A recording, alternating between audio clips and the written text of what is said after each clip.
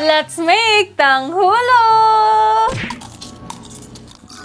Dahil nga mga besh ko, napakadami ko nga po nakikitang ganito sa TikTok, syempre gagawin na natin. At saka mga besh ko, wala din po kasi talaga nabibiling ganon dito sa Dubai. Kaya naman, ano pang ginagawa ng social media? Syempre gawin na natin.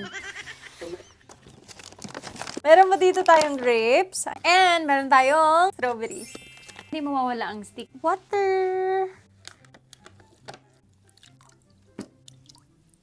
Strawberries.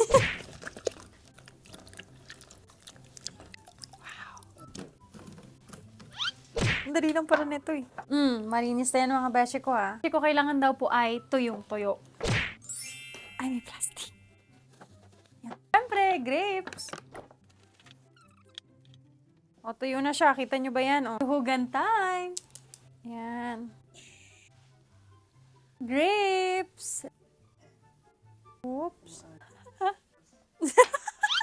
Beshi ko parang banana cue lang to sa amin. Beshi ko kailangan po natin ng clean na water and then ice. A few inches later. So mga beshi ko, ito na po yung piniinit natin na sugar. Ang hirap pala nito. 1, 2, the moment of truth. Nakatara. 1, 2, 3, 4, 5. What? Hindi, parang di naman totoo! Ano sabihin niyo baka mali yung proseso ko? Hindi, lumabog na yung kutsara. Mga beshi ko baka kailangan sobrang init ata talaga. Ala, fake news talaga. Ayan, hindi talaga siya nag-work.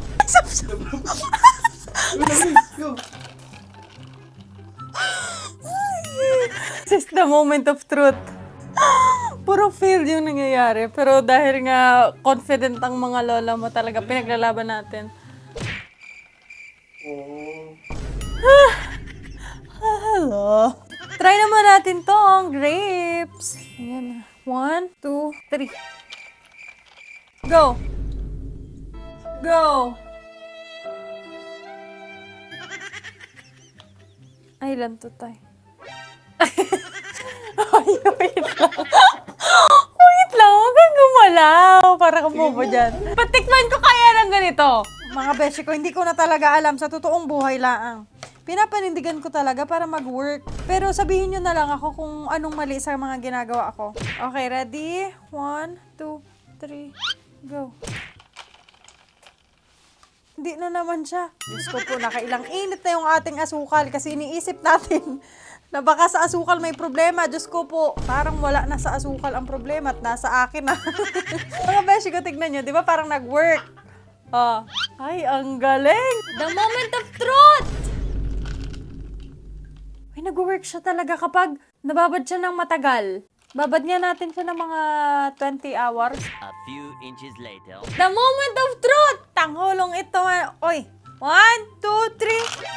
2, 3. Mga beshi ko, ito po yung expectation. Yan po yung pinagayahan. And this is the reality. Ang 2-3 oras na paggagawa ng tanghulo, titignan natin kung nag-work ba talaga sa atin.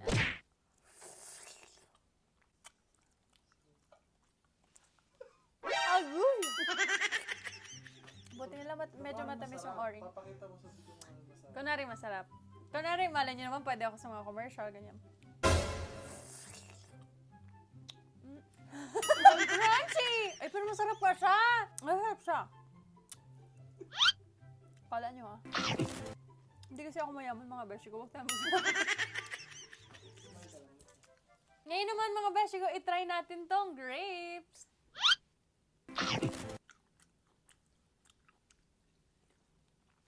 Ang dikit sa ngipin. Mga beshi ko, kaya madikit sa ngipin kasi yung asukal hindi tumigas. Nasa kalangala ko lahat ng asukal. Hindi ulitin ko to. Sabihin nyo lang kung anong mali yung ginawa ko. Pero masarap naman siya kasi yung puro asukal hindi yung kalangala ko. Ngayon naman mga beshi ko, ipapatry natin sa kapatid ko. Ito sa'yo. Cheers!